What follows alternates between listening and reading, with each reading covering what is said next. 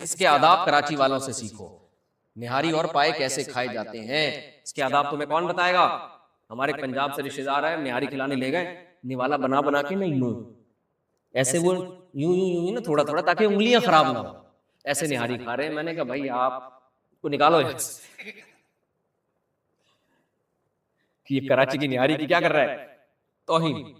اسے میں کدے سے نہاری کھانے سے نکالا. تو نہاری تو جب تک پانچوں انگلیاں ڈوب نہ جائیں اس میں بھر بھر کے اس میں جو ہے نا ایسے، اور پھر ہل نہ رہو آدمی، ہل نہ رہو، مرچیں لگ رہی ہو، ناک بہ رہی ہو کھٹاس سے، اور وہ ایک چہرہ سرخ نہ ہو گیا ہو، یہ کیفیت جب تک نہیں ہوتی تو ایسے شخص کو نہاری کے ہوٹل میں گھسنے پر بھی کیا ہونی چاہیے؟ پابندی ہونی چاہیے. یہ بات میں کس پہ سنا رہا تھا؟ ہاں تو اب دیکھو یہ بھی تو عیاشی کرنے کے لیے ڈبو ڈبو کے کھا رہا ہے نا نہاری کو، ایسے بھر بھر کے نوالے. کھچڑی بھی کھا سکتا تھا. تو کیا اس کو لوگ برا کہتے ہیں؟ برا جب ہے جب چوری کے پیسوں سے کھا رہا ہو. کیا خیال ہے؟ حرام کھا رہا ہو، یا وہ نہاری اونٹ کے یا گائے کے گوشت کی نہ ہو بلکہ گدھے کے گوشت کی نہاری ہے، پھر برا ہے. تو ایسے ہی اگر کوئی دوسری شادی عیاشی کے لیے بھی کر رہا ہے، کر اپنے پیسوں سے رہا ہے اور کر شادی رہا ہے اور رکھنے کے لیے کر رہا ہے، چھوڑنے کے لیے نہیں کہ بھئی میں وفا کروں گا اس کے ساتھ، اس کے خرچے اٹھاؤں گا، اس کی اولاد کی کفالت کروں گا. کرنے دو یار اپنے خرچے پہ، اگر کر رہا ہے تو تمہیں کیا مسئلہ کیا ہوگا؟ تو لیکن لوگ یہی باتیں کر رہے ہوتے ہیں، دیکھو اس کی تو نیت ٹھیک نہیں ہے، اس کو بھائی جو بھی ہے یہ اس کے جانے، اس کے دل کا حال. اچھا پھر یہ بھی کہہ رہے ہوتے ہیں اتنی بڑی عمر کا اتنی کم عمر سے کیوں کر رہا ہے؟ یہ اعتراض درست ہے، لیکن یہ اس کا اعتراض ہے جو کم عمر کر رہی ہے.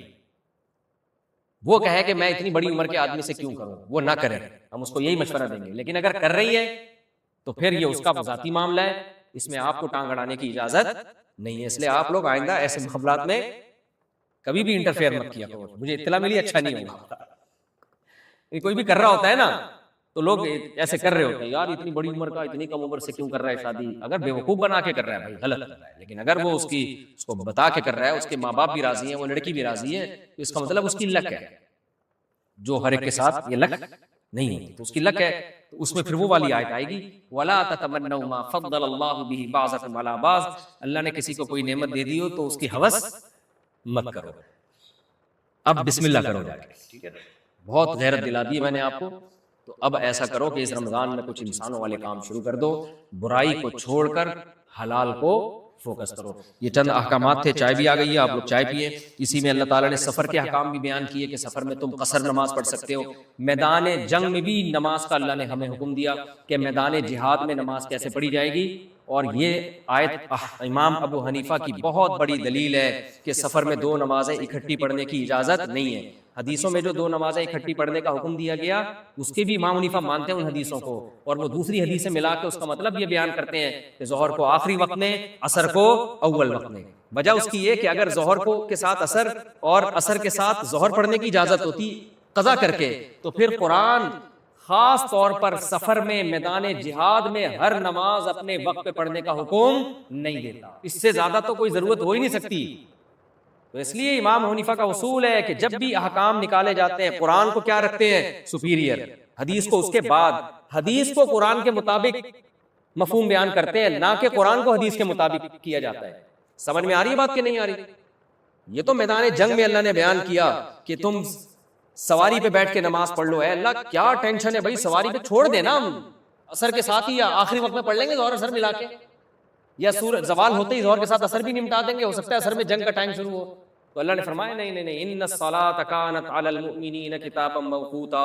نماز مومنین پر مقررہ اوقات میں فرض ہے. ہر نماز کا وقت کیا ہے؟ مقرر، جو حدیث جبریل سے ہمیں پتہ چلتا ہے. حدیث جبریل میں 5 نمازوں کے سب کے الگ الگ وقت بیان کیے گئے، کوئی ایک نماز کا وقت دوسری نماز میں داخل نہیں ہے. تو اس لیے جو سفر میں دو نمازیں آج کل اس طرح سے اکٹھی کرنا شروع کر دی ہے کہ ظہر کے ساتھ ہی عصر پڑھ لیتے ہیں، یا مغرب سے تھوڑی دیر پہلے ظہر عصر ملا کے پڑھتے ہیں. دلیل کی دنیا میں یہ رائے بہت کمزور ہے اگر ساری حدیثوں کو اور قرآن کی آیتوں کو ملایا جائے. سمجھتے ہو؟ باقی اس پر میرے ذمے ایک تفصیلی ریفرنس کے ساتھ ویڈیو ریکارڈ کروانا. وہ میرے پاس میں نے پورا رسالہ لکھ کے رکھا ہوا ہے، رسالے کی شکل میں تو میں نے لکھ لیا ہے اس پہ، لیکن ویڈیو ریکارڈنگ کا ٹائم نہیں مل رہا. آپ دعا کریں اللہ برکت دے، رمضان کے بعد انشاءاللہ اس کو میں ریکارڈ کرواؤں گا. تو یہ چند احکامات تھے اس میں. تو خلاصہ یہ نکلا کہ سفر میں بھی نماز اپنے ٹائم پہ پڑھا کریں. ہاں یہ صحیح ہے کہ ظہر کو مقدم مؤخر کر دیا، عصر کے قریب لے گئے اور عصر کو مقدم کر دیا. جی بھائی کچھ کہہ رہے ہیں؟ وہ ٹھیک ہے، وہ بھی ٹھیک ہے، وہ صحیح ہے. جو شافی وقت ہے نا عصر کا وہ بھی ٹھیک ہے.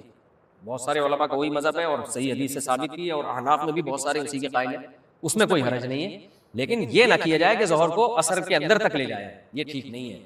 اس پہ صحیح مسلم کی حدیث پیش کی جاتی ہے. اچھا یہ لوگ یہاں بھی بخاری کی حدیث چھوڑ دیتے ہیں جس میں صاف وہی مطلب لکھا ہوا ہے جو احناف بیان کرتے ہیں، اور ڈائریکٹ مسلم پہ آتے ہیں. صحیح مسلم کی جو حدیث ہے نا کہ نبی صلی اللہ علیہ وسلم نے یا حضرت عبداللہ بن عمر دونوں میں سے کسی سے منقول ہے کہ عشاء کے وقت میں جمع کا عمل کیا ہے.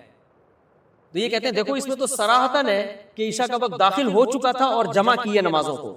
بھائی یہ صراحتاً نہیں ہے. جمع کا عمل تو عشاء کے وقت ہی میں کمپلیٹ ہوا ہے، کیونکہ مغرب آخری وقت میں پڑی ہے اور عشاء اول وقت میں پڑی ہے. تو مغرب اور عشاء کا جو جمع کرنے کا جو عمل ہوا ہے وہ کب ہوا ہے؟ وہ تو عشاء کے وقت میں ہوا ہے. اس لیے راوی حدیث نے اس کو بتایا کہ جمع کا عمل جو ہے وہ عشاء میں ہوا ہے. اس کا یہ لوگ مطلب بیان کرتے ہیں کہ دونوں نمازوں کو عشاء کے وقت کے اندر لے جا کے پڑھا گیا ہے. یہ مطلب نہیں ہے اس حدیث کا. اور بخاری میں تو بالکل صاف ہے کہ مغرب پڑھی، تلبث یسیرا، تھوڑی دیر ٹھہرے اور پھر عشاء کا وقت داخل ہوا اور عشاء پڑھی ہے. تو اس میں احناف کا موقف مضبوط نہیں ہے، بہت زیادہ مضبوط ہے. تو ریفرنسز کے ساتھ انشاءاللہ میں اس پہ ریکارڈ کرواؤں گا. ابھی تو صرف اتنا کہ قرآن نے یہ صاف طور پر اللہ نے بتا دیا آج جو ہم نے پڑھا کہ میدان جنگ میں بھی نماز کی کیفیت چینج کر دی اللہ تعالیٰ نے کہ کھڑے ہو کے پڑھو، سواری پہ پڑھ لو، چلتے ہوئے پڑھ لو. یہ نہیں اللہ نے بتایا کہ نہیں پڑھو، اثر میں پڑھ لینا ہے. یہ اس کا آپشن رکھا ہی نہیں اللہ تعالیٰ نے. اللہ تعالیٰ عمل کی توفیق عطا فرمائے. اور ہماری جہل مالی سرکار نے تو کہہ دی کہ شاپنگ کے لیے بھی اگر آپ نے جانا ہے نا تو ظہر کے ساتھ ہی اثر پڑھ لیا. شاپنگ کے لیے بھی آپ نے اگر جانا ہے جی، ظہر کا وقت جب ہر چیز کا سایہ ایک مثل ہو جائے، جو ظہر کا وقت جو شافی وقت میں ہم کہتے ہیں نا اثر ہوتی ہے، اس سے پہلے پڑھنی نہیں چاہیے. یہ دونوں وقت حدیث سے ثابت ہے. احناف کا جو وقت جو دیر سے اثر پڑنا اور امام شافی کا جو جلدی اثر پڑنا، یہ دونوں ثابت ہیں حدیث. لہذا اس میں اصل اختلاف افضلیت کا ہے. ہمارے نظر میں دیر سے پڑھنا زیادہ افضل ہے، اس کے الگ دلائل ہیں. اور جمہور کی نظر میں اول وقت میں پڑھنا زیادہ افضل ہے، ان کی بھی مضبوط دلیل ہے. تو یہ ایک اختلافی مسئلہ ہے، اس میں دونوں رائے ٹھیک ہے.